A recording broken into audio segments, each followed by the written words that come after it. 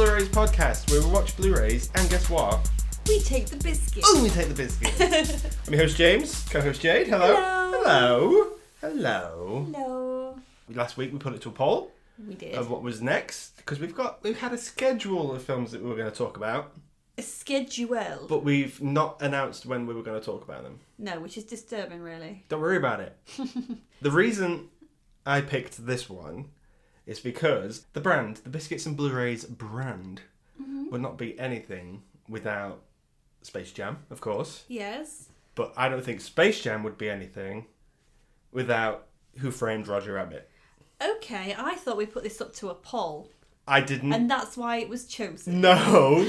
I just fancied watching it. I've only ever seen it once as a Okay. child. Oh, you were missing out. I don't remember liking it as a kid. I even now, I don't watch it thinking, oh, I love all of it. Yeah. But the parts of it I do like and enjoy, I really do love. I think it came in like 1989.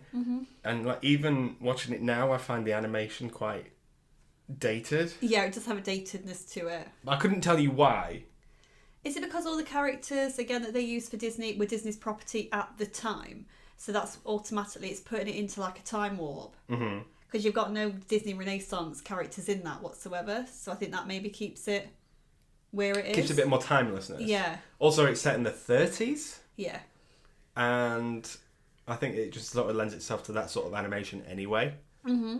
Like the Betty Boops.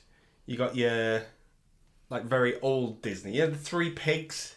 Oh, God, yeah. So just things like that. I don't think it screams classic Disney. No, I don't think it does either. It lends more to, I think, to the Looney Tunes than it does to Disney. Which is exactly why I wanted to cover it on this podcast. Ah, it all connects. It all connects. Big fans of the Looney Tunes. Good to see them here. Mm-hmm. But it's not about the Looney Tunes. It's about Roger Rabbit. It's about who framed Roger Rabbit. Who done it? I think that's why I didn't like it so much, is because it is a bit of a whodunit. Yeah. It's a bit of a LA Confidential for kids. It's played out like an old spy movie, speakeasy, Yeah. film noir. Yeah, and I just never liked the tone of it. And I still struggle with the tone of it a little bit. I know what you mean. I don't find those kinds of films, I appreciate the aesthetic, Yeah. but they've never really been for me. I've never watched Gangs of New York or anything like that. Okay. Which I've been told to. Oh, yeah, it's a good film, I've heard. But no, it's never really done it for me. But that doesn't mean that they aren't good films. Yes. This is directed by Robert Zemeckis, Okay. director of Back to the Future 1, 2 and 3. Icon. For that, yes. I think he has had a lot more downs than ups in his career. Yes. I don't want to point fingers, but I don't think any of his later stuff's been any good. What's his latest stuff? Oh my god, fucking Polar Express. People love the Polar Express. People love it, but it's not good. What else? Did it do well commercially, though? I don't think so. Because that's another film that's out every single year. People bum the Polar Express. Christmas Carol, the Jim Carrey one, he did that one. Oh, dear. I think he had his hand in Beowulf. Oh, dear. And the Steve Carell toy movie, where Steve Carell's like a doll in it or something. I don't know it. Welcome to Marwen. I may know it. But Zemeckis has had some bangers. Mm-hmm. Back to the Future 1. Back to the Future 3. Yes, I didn't say... We don't talk about the second one. I don't like the second Back to the Future. That's besides the point. Yes. But Forrest Gump. Yeah, amazing film. Cast Away. Tom Hanks. Tom Hanks. Where do you think this sits on his filmography? Of the ones that you've seen? Out of all the films I've seen of his, my favourite will always be Back to the Future. That will never change. Yeah. Maybe he just works with that sort of timeless aesthetic really well. I don't know, it's under Castaway as well for me. Really? Yeah. I think Castaway's a great character piece. Yeah, but it's an advert for FedEx. When it comes down to it, it's an advert for FedEx. Wow. But no, I do really like this film. I think it's probably... It's in the top tier for me. Do you think people forget this film exists? No. Why? I think mainly because of two characters. Okay. Roger Rabbit. And? Jessica Rabbit. I think Jessica Rabbit is still huge. This Halloween, if you look at Halloween costumes, you're going to get girls out dressed as Jessica Rabbit. Mm-hmm. Whenever it's prom season, girls want those red dresses with the slits up the side. I've done it. Oh dear, have you? Everyone tries to channel their inner Jessica Rabbit, especially now gloves have become back in fashion again. I'm wearing gloves right now. Oh my god, your uniform. I'm dressed in the dress. I told you about that, Jess. Well, the joke's on you because you're dressed like Roger. Oh. I have a little bow tie on, Your I have a little bow tie. dungarees. This might be is it a Mandela effect? Yeah. I always thought that Jessica Rabbit was a rabbit. Yeah. I'm today years old when I realised that her name is Jessica Rabbit because Rabbit is Roger's name and they're married. Well done. Well done. I just assumed she was a rabbit and she hid the rabbit ears in her hair or something. Did you think she was a bit like Lola Bunny? Yes. Okay. But not as good as at basketball. Yes, so I like the Caramel Bunny. Oh. Well, she's fictional, so that's okay. These are all fictional. What? You telling me this isn't a real Toontown? There isn't a real Toontown. I want to say as well, like I haven't seen much of his films. I think you're going to agree with me here, but the main attraction for me in this film, anyway, and the big takeaway from this is that Bob Hoskins is an actual icon. He's an actual icon. Yeah. But I don't think of him when I think of this film. And I'd be interested to see how many people do. If someone says Bob Hoskins, there's two films that come to mind for me, and it's this one and Hook. Oh, Hook is the best. Right?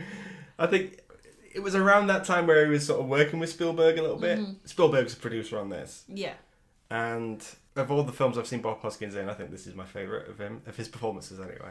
Oh, he's quite animated in some of his facial expressions, especially in this, and I think it's lending into the whole Toontown I think it just larger than life effect. Essentially what this is a buddy cop film. Yeah.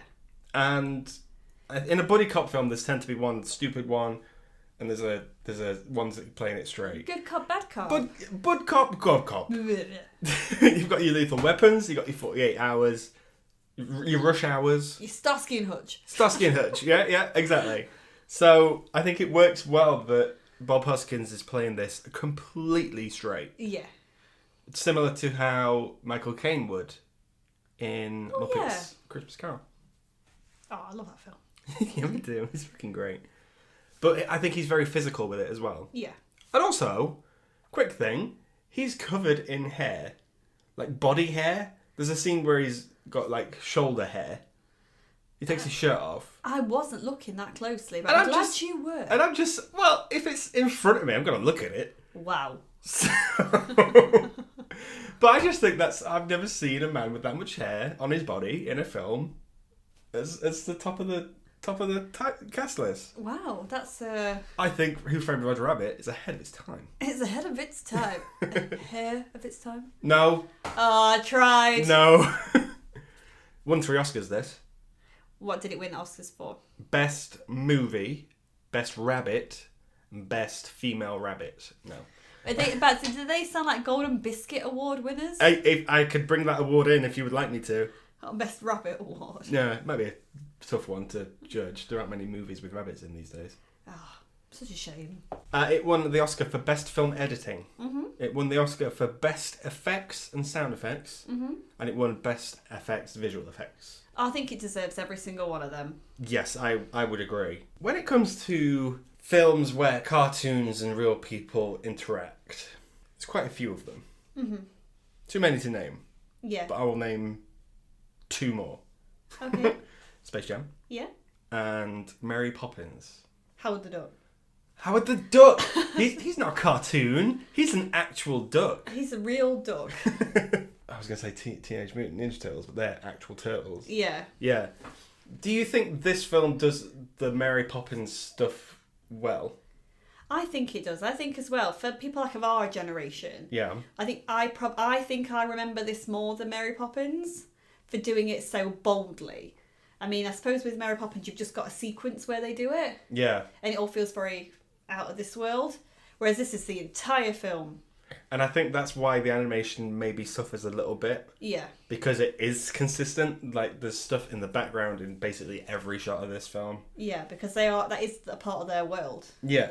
That's a Little Mermaid. That's a Little Mermaid reference. That's Disney. That's Who Framed Roger Rabbit. It all connects. let's just get into the legal stuff. Mm-hmm. This is the only time, and will only be the only be the time. Wait, hang on. This is the only time, and there will never be a time like it, where Bugs Bunny and the characters of the Looney Tunes and Mickey Mouse and Disney characters are in the same film.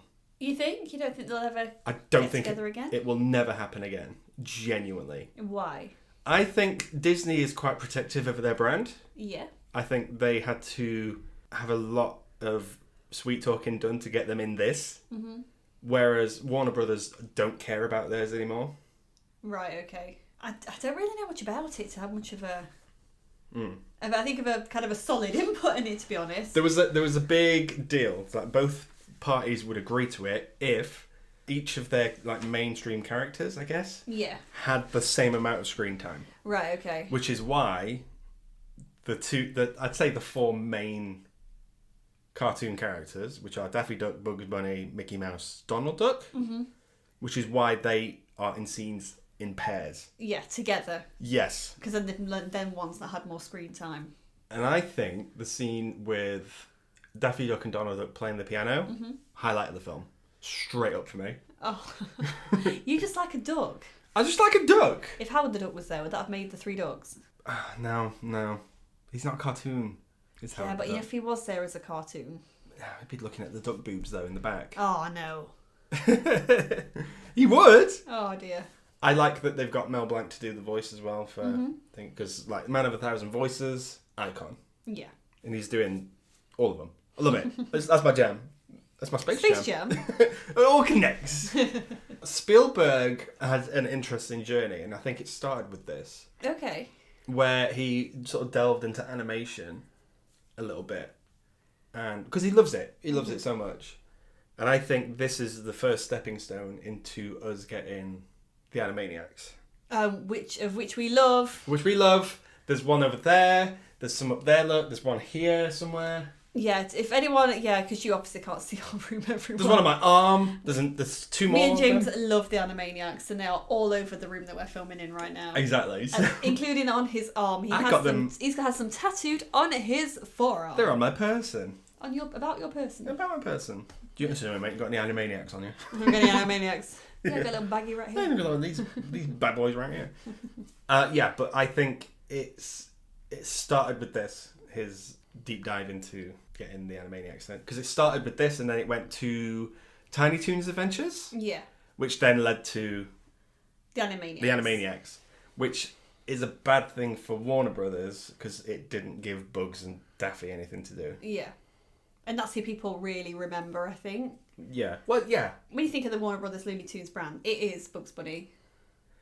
I think when we talk about the Looney Tunes, we have only watched them in our youth when they have been replayed on TV. Not they're active in our psyche. Which is why I think we have the Animaniacs and Pinky and the Brain and stuff. Because we grew up watching those ones more actively. That's a different episode. It is. We need to do an Animaniacs episode. We should. We said we were gonna. Why didn't we? Oh, it's your fault. Oh, does it mean we have to rewatch the Animaniacs? Yes. Yes. Okay, great. As far as this goes, I always thought this film was confusing. I still think this film is confusing. I could not tell you what much of the motivation is for the villain of this. I find it really weird.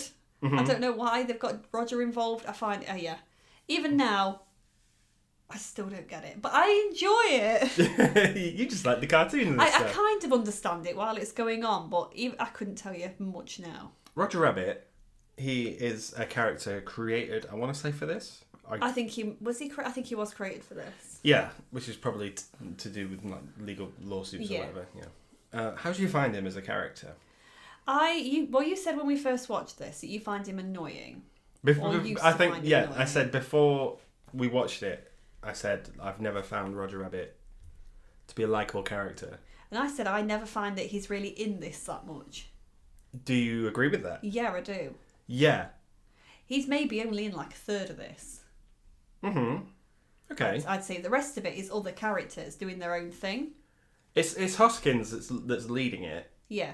And then they just sort of throw Roger Rabbit in now and then. Because that's the thing, I think, for the other than the first sequence we get of Roger Rabbit filming, he's gone then until we really get into the crux of it as to him being set up and framed. We go through more of Bob Hoskins' life and day-to-day before we get anything to do with Roger, really, other than that opening sequence. Yeah. Do you like the opening sequence? I don't think it's funny, but I know why it's there. You know why it's there. And what it's in reference to. I do like that it's sort of got this lore that these cartoon characters are sort of acting it, and they can take damage. The cartoons, whatever. Yeah. I like that they're doing this as their day job. I do prefer the Space Jam Edge. Yeah. Where it's all happening underground and stuff.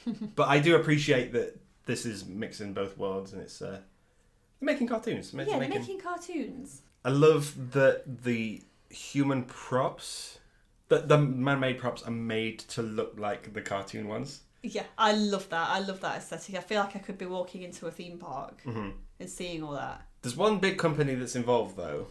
We should address this. Acme. Acme is not a real thing. It's not, and I always thought it was. I think I did too. I mean, obviously not anymore. No. But it's obviously the Looney Tunes brand of weaponry. Yes. Do you want to explain what Acme is? I guess Acme is the evil. I'd say it's the conglomerate. Where there's like a company that sort of owns everything. I would feel like the Looney Tunes are sponsored by Acme. Yes. For anyone watching a Looney Tunes cartoon, have a look at everything in the background or any weapon that any character picks up. It'll all say made by Acme or Acme this. Yeah. I would say it's more the Wile E. Coyote stuff. So it's the rockets, it's the mallets, it's the holes in the ground. Yeah. I'd say it's probably the paint as well. Yeah.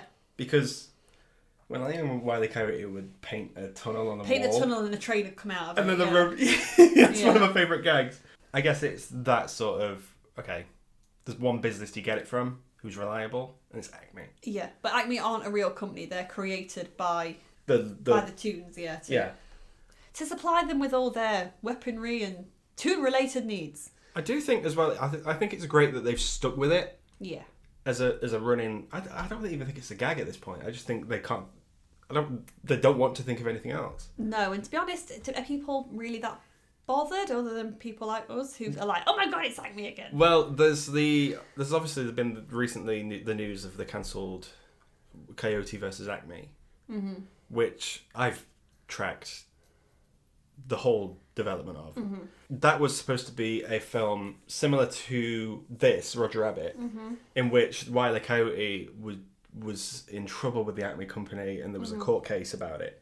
So Wile E. Coyote would need human lawyers to go up against the Acme company, or something like that. That film has been cancelled. And it shouldn't have been. It's because the Warner Brothers don't know what to do with them. That's a different episode altogether. But I like that they're the evil overlords of this. Yes. Even more so than the movie studio. Yeah, no, I agree. Yeah, I like that this is doing the 30s movie studio stuff. Yeah, it's very much your kind of time, isn't it? Any film kind of set around this period, when it comes to the movie industry, you're totally there for. I'm looking at you, Babylon. Oh, here we go. He's back to Babylon again. I love me some Babylon. It all connects. La La Land. It's all around the same time. I just like it so much. Do you like the lore of the studio company, which I think was Maroon Studios or Cartoons? Maroon Cartoons? Was it called Maroon? Moon? I don't know. I don't know, yeah. But they bought the rights to the cast for Fantasia. Oh yes, that's a joke in this to begin with. Is it the chairman of the company? Yeah. Is saying to Bob Hoskins' character, "Oh yeah, I've managed to hire out the cast of Fantasia and of Dumbo, and they're just there, just chilling in the background, and it's like, oh, there's Disney characters." I think that's the charm of it, though. Yeah, because Dumbo's just sat in the window, like, "Hey." Dumbo jump scare. Dumbo jump scare, and you're not okay with that. Dumbo. I like that the brooms from Fantasia are using brooms instead of being brooms. Yeah, and then that person's playing the music there. Dun, dun, dun, dun, dun, dun, dun, dun. This Sorcerer's Apprentice stuff. But that implies that these brooms are actors who have acted in a film called Fantasia. Yeah. I think it breaks the magic a little bit, but it keeps it... Oh, I like it. I think it's really cute. But do you think a kid would get it? No, but that's the thing. Do you think this is really a kid's movie? No. Do you think this is more of a family movie that you kind of sit down... A bit like, for example, like Jumanji. Yeah, okay. I think that's a good example. I think it's not dark. I don't think this is as dark as in terms of like the... Take that back. Do you think this is dark? Do you think this is a dark film? The Shoe. We'll get to The Shoe in a minute because I think you want to talk about that for a while. Yeah. I think you're still processing it, quite honestly. But I don't think this is dark in terms of, stuff that is scary. Mm-hmm. I think it's adult themes diluted. Yes, I would agree. I think some of the jokes as well. There is a little bit of slapstick in here. I think kids are going to really like. Mm-hmm. I don't personally find it funny, but I don't know. I've never been really too much of a slapsticky sort of person. You can see the appeal though. But yeah, that's what kids will love. But I think the story itself is very much for the parents. When they put this to test audiences, they tested it to kids who were like 18 and 19 or 17 and 18, forget it, but quite old teenagers. Yeah. They hated it.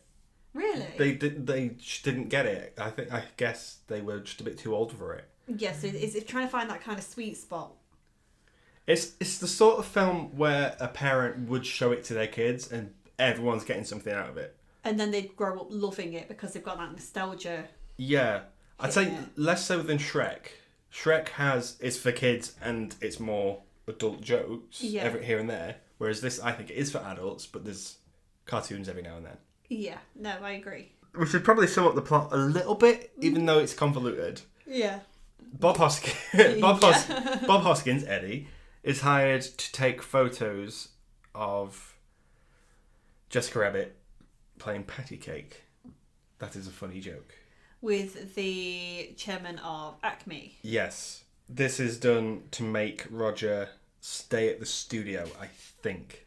That's what I kind of guessed. So who's the other studio? I don't know. I think they're just sort of like... Is it Marooney or something? No, Maroon is the one. I think they're sort of like... I think his contract's coming up or something. I must have missed. It's something like Marooney Tunes or something like that. Is Roger kind of here, there and everywhere and they're blaming Jessica for that? Yeah. So the director of them says... the director of that particular studio who owns Roger's contract, I'm guessing... Yeah. Says to Bob Hoskins' character, whose name I still don't know. Eddie, you're a private detective. Go take pictures that incriminate Jessica. Yes, and he does. And he does. She's playing patty cake. Oh dear, that's naughty. Naughty. We all know what that's in reference to, right? Yeah. Okay. Roger's distraught, takes a drink for the first time. Roger's screaming and all that stuff, and his speech pattern. Mm-hmm. I just find irritating.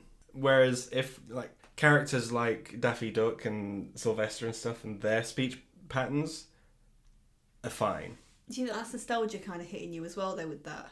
I think if you'd have grown up watching Roger Rabbit you might have liked it more. But those films haven't... Those characters don't like scream. They aren't as noisy as Roger is. I think Roger is a bit more Tom and Jerry in that respect. Mm-hmm.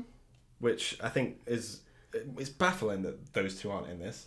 You're like, oh, where are they? Where's Scooby as well? Like, come on. But yeah, I just think I find him irritating. Anyway, he takes a drink, dives out the window. He's after revenge. Mm-hmm. Roger is distraught.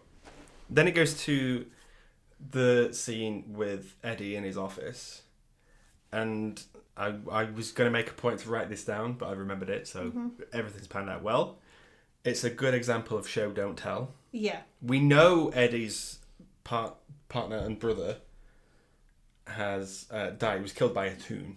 Mm-hmm. His brother was killed by a toon. But then we get a wonderful look around the office, and it shows us photos of his career with his brother and stuff. Yeah, and all his brother's stuff's out, isn't it? But all covered in dust. Yeah, and I think the film has really... That's good direction to go, okay, this is all the story the audience need to know.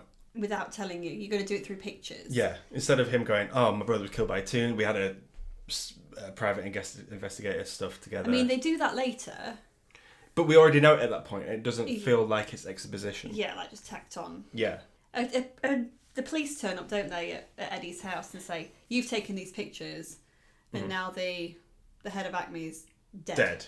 Was it safe landed on his head this time? Yeah, safe's landed on his head. I love that cartoony violence, though.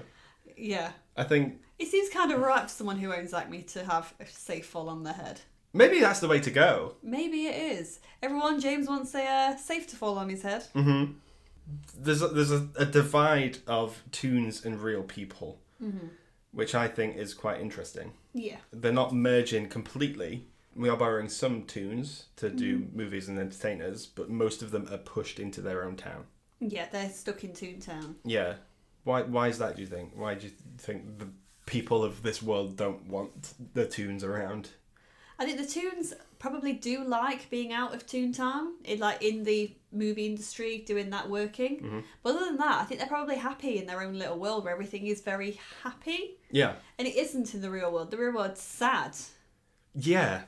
Yes, it is. I mean, you don't get many, but also I think the opposite way around. I don't think many people could be in Toontown for too long before it starts driving them fucking mad. Yeah. But it's good that everyone's sort of going, okay, we'll keep to ourselves. Especially, for example, things that would hurt a toon. So things that could hurt you can't hurt a toon. So why would you be going off into Toontown where you could get fucked up? Basically. Yeah. You don't want to get a walk down the wrong neighbourhood. And then, oh my god, I got hit by a train. Yeah. I was hit by a mallet. Oh, I'm dead. The villain in this, obviously we learn who's the villain much later, but I think it's quite obvious, I think. It's quite obvious who that person is. It's Christopher Lloyd. Oh, icon. Judge Doom? Yeah. Is his name? First, what's he up to? Christopher Lloyd. Oh, just being absolutely fabulous in everything he's doing. What's his thought process in this? Just act crazy. Yeah. Oh, he's great. This is mid Back to the Future franchise as well. Yeah, maybe he needed something to perk him up after 2. Yeah. Oh, well, yeah. Two fucking right. Back to the Future 2 sucks. Where was it between Addams Families? He was in the Addams Families. Yeah. I think it was maybe before the first... Let me see when the Addams Family came out. I love how expressive he is. He's one of my favourite actors for that. He shares my birthday. Oh, does he? Mm-hmm. Oh, that's beautiful. This is way before Addams Family. So, is it? Yeah, he's going to go... I imagine he's going to go from this, like we know him. He's going to go from this into Addams Family. Oh, he's incredible in that. And you still haven't seen those movies. I don't know. I don't care for them. Why? I don't... You've not watched them, so how can you care for them? I just think they're too much. Oh, no. I think you're missing out, especially with Values. Values is great. Is that the one with Joan Cusack? Yes. I do like Joan Cusack. She's an absolute icon. Oh, yeah, with that we knew that anyway. Yeah, they all are. Yeah. But no, we're not talking about Addams Family. We're talking about Christopher Lloyd absolutely chewing the scenery and being fabulous in this. Yeah. Cartoony, yes. Mm-hmm. There's a reason for that. Yes. He's got a gang of weasels. Yeah, so he's got this car that follows him around of private investigator weasels, like his little gang. I love the weasels. I thought one of them sounded like Stretch, the ghost from Casper. I thought one sounded like this Stretch, because they do have a very... Get your pants before they fall. Yeah. Yeah. Do you think they're all from the Bronx? Hey, forget about it. Yeah, of course I do. Of course they're from the Bronx. Why wouldn't they be? Oh, they're so cool. We didn't watch many behind the scenes stuff, but we watched a little bit. When they were setting up shots and stuff, just before they'd do a take, they would use big rubber dummies. Of these characters, well, the animated characters. And use them as, well, it's not sort of like puppets, but like bend them to show where they would be in the shot, in the scene. To help the actor know what they're reacting to. Yes. I think that's bonkers. But I thought it was great. Yeah. Because the actors are playing it quite seriously against these... these nothings. Against these, just against these puppets. I think it's great. Charles Fleischer is the voice of Roger. Mm-hmm. He provided his voice performance on set. which fair play to him, that's good. Did all of them? Because you did hear other voices. I think there's a few of them that you would, but I do think some of them would have been playback. Okay. Is my thought. Yeah.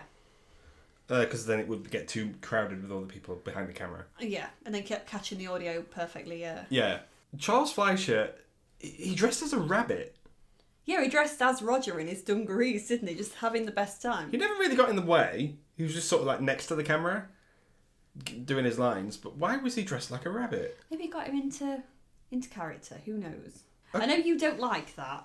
I just don't get it. But if it helps somebody give a good performance, who knows? I do think his performance is good. My issue is with Roger, not the performance of Roger. Okay. I do find him quite likeable in some of the scenes, though. Mm-hmm. Particularly the one after he's been framed, and he's broken into Eddie's office. Yeah. And he's like, "Oh, you gotta help me," you know. And then he sneaks into the closet and like puts handcuffs on him, and he's having fun. Yeah. Eddie is very like anti-tune. Yeah. Doesn't really care about tunes. No, until he thinks, actually, Roger could have a point. He's more kind of after getting the truth of what's happened. Yeah.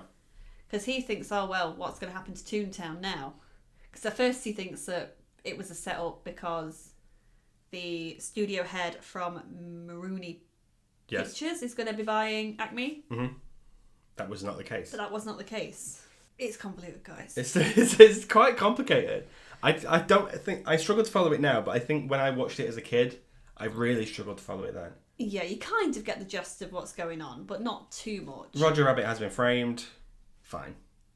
Yeah, I followed the brother storyline more, but we'll get to that in a bit. Oh, let's get to it now. But no, because it's more towards the end. So, but we learned that Christopher Lloyd's character, the Judge Doom, he has a liquid. Oh, yeah. Okay. All toons are scared of, because initially it's thought that no one can kill a toon. It's a big vat of liquid. They call it the dip. It's basically like an acid. Yeah. I guess it would erase ink, is the point. I think is, yeah. Yeah. Obviously, there's quite a harrowing scene for many people. You really struggled with it, though. I really don't like it. There's a scene where Christopher Lloyd and Bob Hoskins are doing dialogue in the Acme warehouse, and a box of squeaky shoes gets knocked over. Mm-hmm. There's a squeaky shoe by his foot, and it's so cute. And it's so cute. It's like cuddling up to him. It's Christopher Lloyd. And Christopher Lloyd goes, right, toons can die now. Mm-hmm. I've got it. We've got this sussed. Opens the vat, picks up the squeaky toy, the squeaky shoe, and slowly dips in this squeaky shoe. Why would you say all that and look at me while you're saying slowly? Meanwhile, the squeaky shoe is in so much pain. And it's screaming. I suppose it's because it's very animal-like in how it's next to his foot. Like it curls up to his foot the same way my cat would. And it makes me just really sad. When you said that, your cat is on the other side of the room. Not giving a shit about it. Couldn't care less. But no, I always find that scene really sad. Cause I'm like, there's going to be another shoe out there that's on its own. But that's because I'm really weird. What it did make me think of, I don't think you've seen this film. Have you seen The Adventures of Rocky and Bullwinkle? No. There's a scene in it where there's Robert De Niro's the big villain, and he goes, "There's never been a way to destroy cartoon characters." And someone says, "What about that film Roger Rabbit?" And then Robert De Niro goes, "Shut up, that's totally different." And then they do their own thing. Oh. I just thought I should address that. Well done, you've addressed it. Rocky and Bullwinkle's a good film, you should watch it. But no, that's always traumatised me, and even now I don't like watching that scene. In fact, I didn't watch that scene. You didn't watch it? I curled up into your shoulder and was like, no. Yeah, and I watched it. Every second of it, every because frame. You're a sicko. Yeah. That squeaky shoe's annoying, though. Probably deserved it. Probably avoided tax. Is it paying its tax? Do shoes pay tax? Yes. Right. Do any of these tunes pay tax? They should be. Right. Toontown, they should be paying. They've all got apartments. They should be paying tax. Yeah. Anyway. They hide Roger in the bar. Yeah. Where his girlfriend, ex, on and off, Bob Hoskins' lady ex, yeah. Works. It's like a speakeasy. I think it used to be a speakeasy. Oh yeah, they mentioned it being like a ex-prohibition. Yeah. In comes Christopher Lloyd. Well, first of all, there's a joke that you really liked. Oh yes, this has always been my favourite gag in the film, always, even as a kid. And you laughed at it, and I thought, I laughed at it, but it's blink and you'll miss it. Yeah. So when he goes into this little back room, which is where they're hiding him, and he's like, "Oh, what's this?" They say, "Oh, it's a room that was used during Prohibition," and he's like, "Oh my god!" And he puts his eyes through this plug socket and knocks over someone's beer glass on the other side of the wall. He goes, "This is a great place to hide," and then it cuts to the other side of the wall.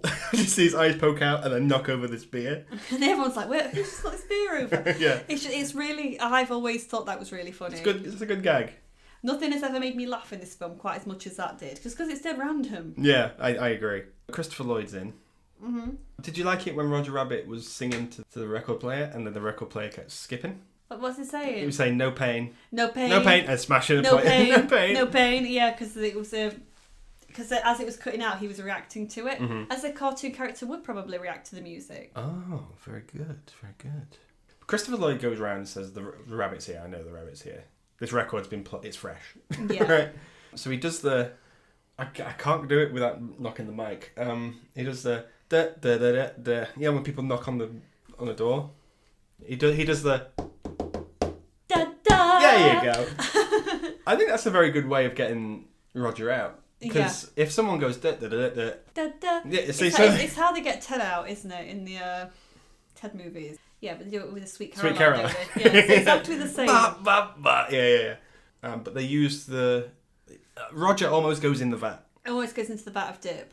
And I thought, wow, let's kill him. But they make him drink some stuff. And then he turns into a rocket. It really fucks him up. Drink some stuff. Drink alcohol. Oh, yeah, whiskey, I guess. Because do you like this gag as well when he's like, "You want to drink?" "No, I don't. No, I don't. No, you don't." "Yes, I do." Well, okay, let's do it. So we got a general thing. We're going to do it, and then I'll be Roger, you can be Bob Hoskins, Eddie. Okay. You want this drink? No, I don't. You want this drink? No, I don't. You want this drink? No, I don't. No, you don't. Yes, I do. No, yes, I do. Yes, I do. There we go. Guys, that was the fourth take. But we got there in the end. I've always liked that gag in Looney Tunes cartoons, though. Yeah, the kind of reverse psychology. Yeah, I think it's very funny. These characters all just flip on the dime. Mm-hmm. Great. Yeah, and he drinks a drink and he goes all crazy, turns into like a weird whistle sort of thing. Yeah, don't like that. It's loud, noisy. Mm-hmm. It's what cartoons are today. Yeah, I know why, but that is how cartoons even would react at that time, though. I guess. I remember my first beer. We haven't addressed... I have literally just thought this. Yes. Yeah. The ballroom scene. Yes. So before we get the whole patty cake number, we are introduced to Jessica Rabbit. Who is insanely drawn. Very, very sexy. Very, very naughty. Yes. I think she was drawn for we know the gents in the audience. Yeah. Animators are just pervy, aren't they?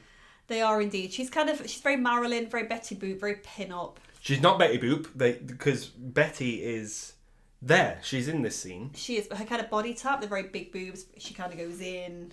Very hourglass. Yeah, she's very hourglass. I mean, it's obviously she's been made. She's not to proportion, because she's got really big boobs and a really tiny, tiny waist. Mm-hmm. No one's waist is that skinny unless they've got no ribs.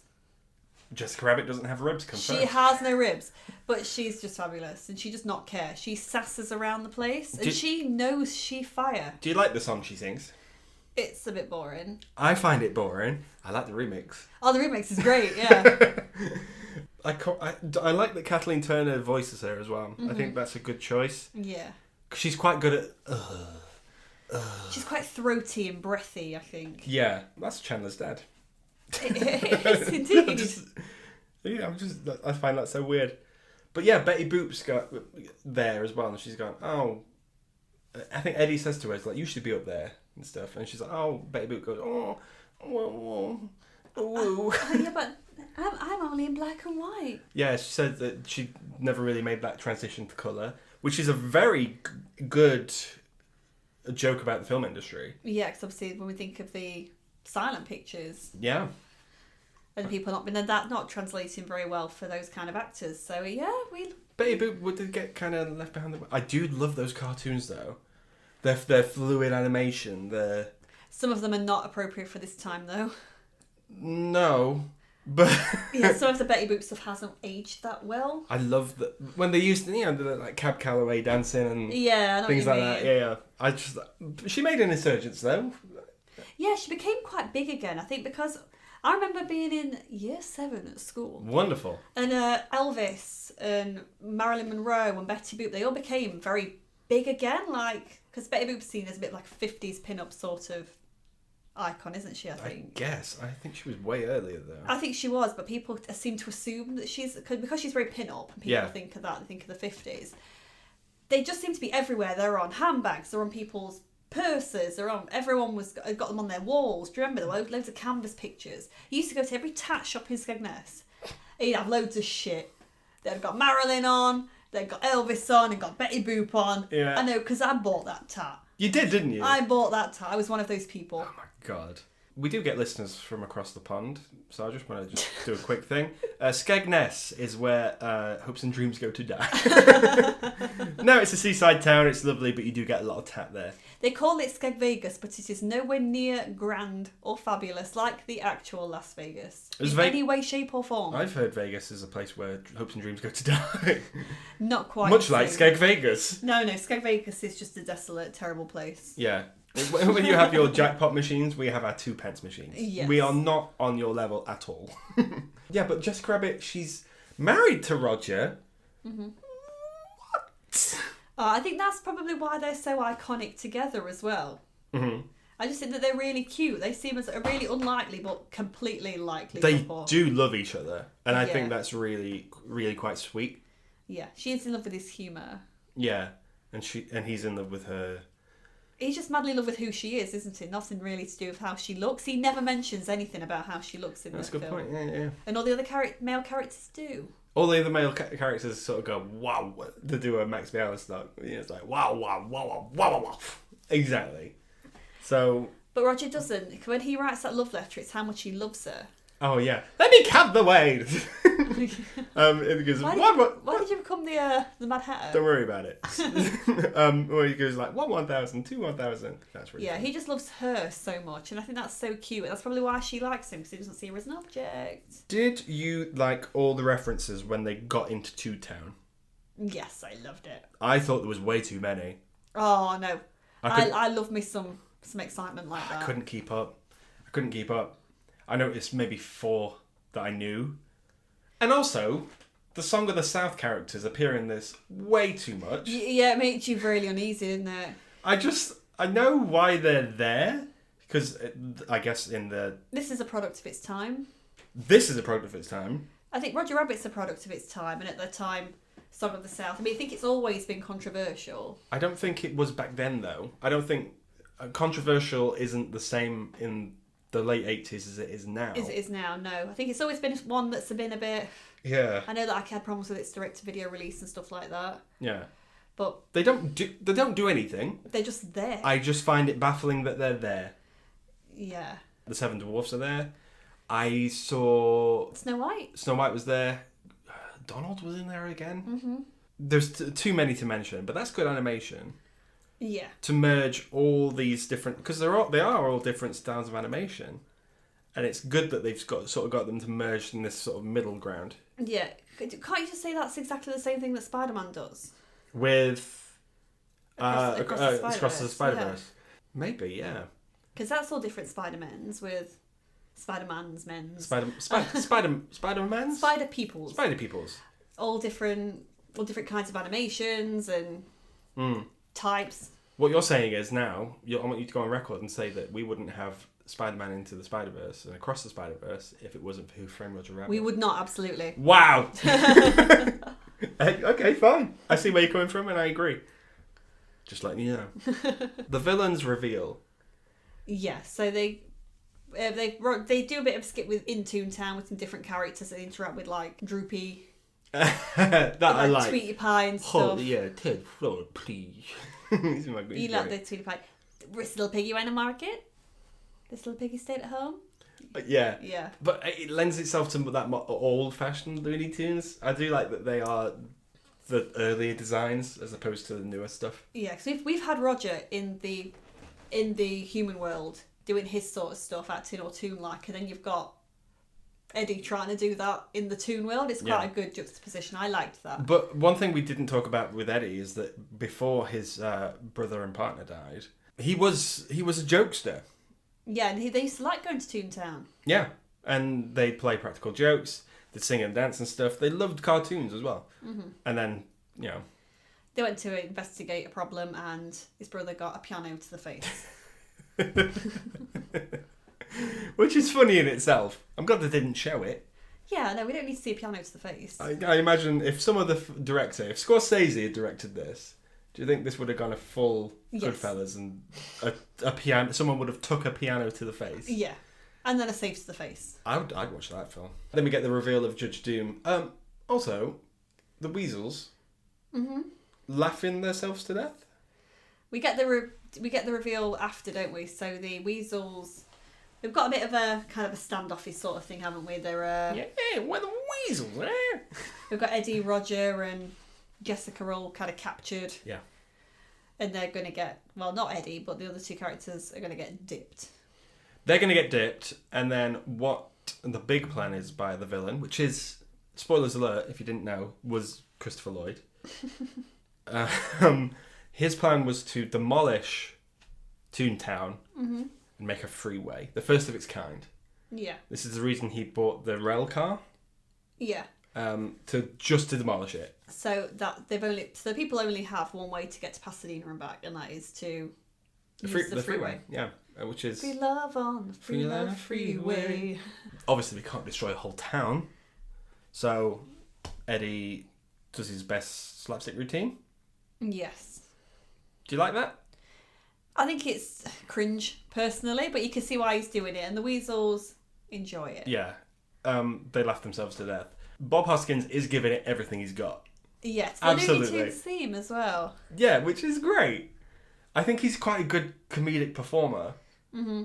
Obviously, he doesn't do it that much. I mean, I haven't seen A Long Good Friday, but I can't imagine it's much better than this.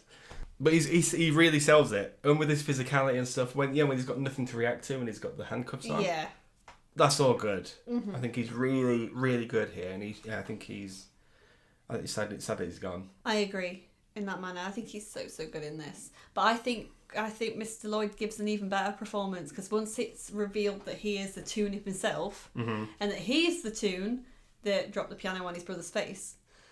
I've seen way too... I think he's great. I think he really goes for it. He's nuts. I've seen too many films where someone is run over by a steamroller.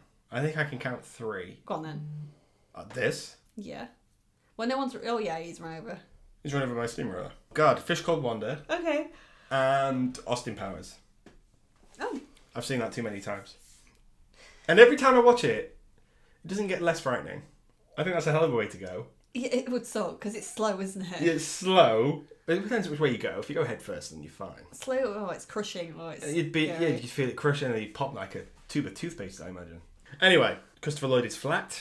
I think there's almost a good practical effect there. You know, when his arms are sort of like curling up when he's laid down? Yeah. That looks like a puppet, but then they go a bit more CGI with it. I would have liked to have seen the puppet more. Mm-hmm. You always like to see a puppet more, though. Practical's better. I said it. Then he inflates and his eyes pop out. He's got big red eyes. Big red crazy eyes, and they're animated, they're weird. And he talked just like this.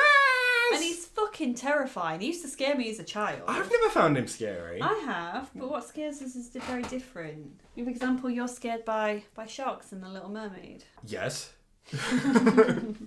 And? I'm scared by actual scary dudes. Oh, you mean Christopher Lloyd in this movie? Yeah, with like a chainsaw on his arm. Yeah, that's weird.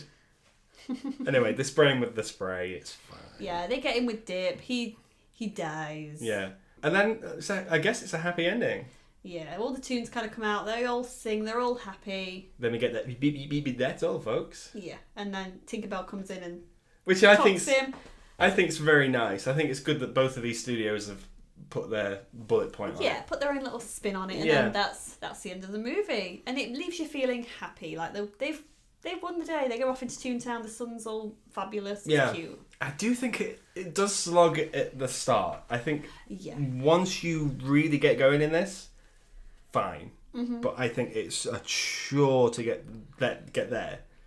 After I'd say after the first Roger Rabbit sequence, and then the whole stuff where patty cake and stuff, all that is not as good as the last bit. No, and I think it doesn't help with the fact that we've got Jessica Rabbit's song being so slow. It's slow. I mean, I know why we've got it. It's very My Name is Tallulah. It's supposed to be very sexy and the remix is good, it works. And it works. All the patrons in the club like it. Indeed, the people at home enjoy it. I'm just saying.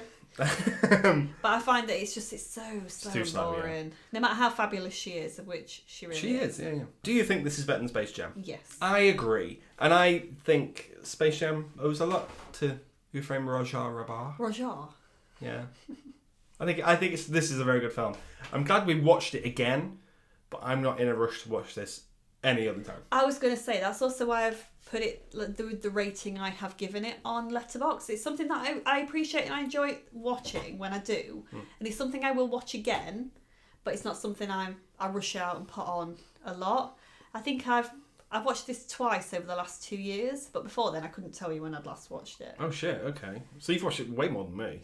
Yeah, it used to come on quite a lot in December. And I only ever really caught the end of it, because again, I remember the first bit being so boring. Yeah. From the bar scene onwards, I always really enjoyed. Okay, yeah. You just like that gag with the eyes. It's because it's the best one. It's a good gag. But the rest of it, again, I just remember thinking the story was convoluted and... It's carried on Hoskins' shoulders, I think. Mm-hmm. Which is... I don't think there's a scene where he's not in it. Which... Fair play to him, he does a great job. He does a great job. But yeah, I do think it is slow, but I think it's a good love letter to those cartoons of old. Yeah, and to movies of old as well. Yeah, I think it's very nice. It is. What do you think? Do you I think it's better than Space Jam. But yeah, like I said, I wouldn't rush out to watch this again. But I liked it. I had fun watching it, and I can appreciate why it exists. Because it comes from love. Indeed. So how long would you wait before watching Space Jam again? I'm going to go watch Space Jam right now. Oh, okay, then bye. Thank you for talking Roger Rabbit with me. You're welcome. There are 2 films left of this season. One of them is Looney Tunes Back in Action. Oh. The other one is The Day After Tomorrow. Yay! I don't think next week is going to be The Day After Tomorrow. I'm going to put it to a poll, but I don't think that's going to be next week. If it is, fair enough. But I think we've caught... If we've done our job properly, we've caught everyone in the Looney Tunes mood. Please, guys, please go for The Day After Tomorrow. I love that film so much. And James does not. I think it'll be quite a good one. Okay. I've genuinely nothing nice to say about that movie. Yeah, but if we're ending the season on The Day After Tomorrow, is that really where you want to end it? No. But then we get Ghostbusters, so it's fine. Dun dun dun dun dun dun. Buster makes me feel good. Thank you for joining me. You had a bad money in your Thanks for talking Who Framed Roger Rabbit with me. You're welcome. But the real question is, when framed Roger Rabbit? Find out in The Day After Tomorrow. What? Thanks for listening, guys. Bye.